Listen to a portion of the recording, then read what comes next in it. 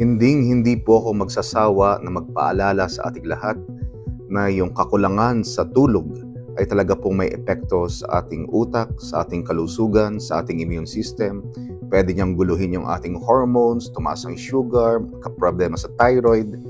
At ayon po sa mga pag-aaral, talaga pong may effect po siya sa cognitive decline kasi po bumibilis yung aging process ng ating brain, hindi nakakapag-detox yung ating utak sa pamamagitan ng lymphatic system at magkakaroon po ng memory loss.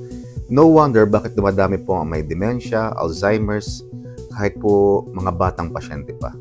Sana naman po wag nating baliwalain ang napakasimpleng natural na paraan ng pagpapagaling, ang maayos na tulog. Sana po ito ay magiging paalaala sa ating lahat. God bless po sa ating lahat. Ako, naranasan ko talaga yan. Kapag puyat ako, pansinin nyo man ha, iba ang pakiramdam kapag puyat ka.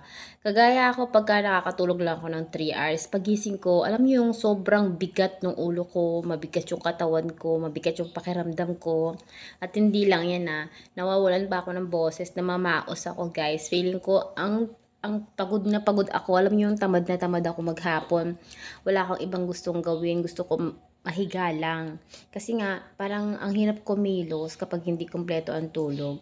Kaya yung mga bata dyan na, samantalahin nyo na yung oras na wala pa kayong ibang responsibilidad na hindi nyo kailangang magtrabaho ng panggabi. Kaya samantahin yung matulog na kayo ng matulog ha, kumpletuhin yung tulog nyo habang bata pa kayo. Kasi pag nagtumanda na kayo, kailangan nyo na magtrabaho. Kagaya 'di ba, may mga nagtatrabaho na panggabi, yung mga sa call center or yung kahit sa ibang ibang ng klase ng work nila na pwede na ginagamitan nila ng panggabing schedule.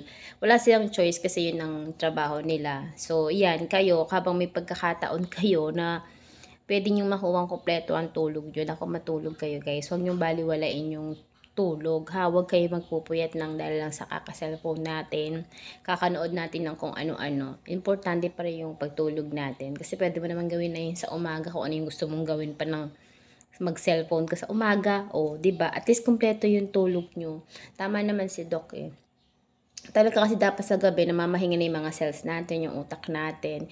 Kailangan nare-relax na yan kasi daw nagre-refer yung cells natin sa gabi. So kung puyat ka pa rin, gising ka pa rin hanggang madaling araw, eh kailan pa mamamahinga yung utak mo, yung katawan mo, 'di ba? Yun lang. Na-share ko lang kasi ako talaga na-experience ko yan. Sobrang sakit sa ulo ng puyat, guys.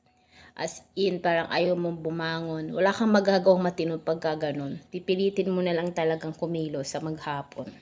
Yun lang.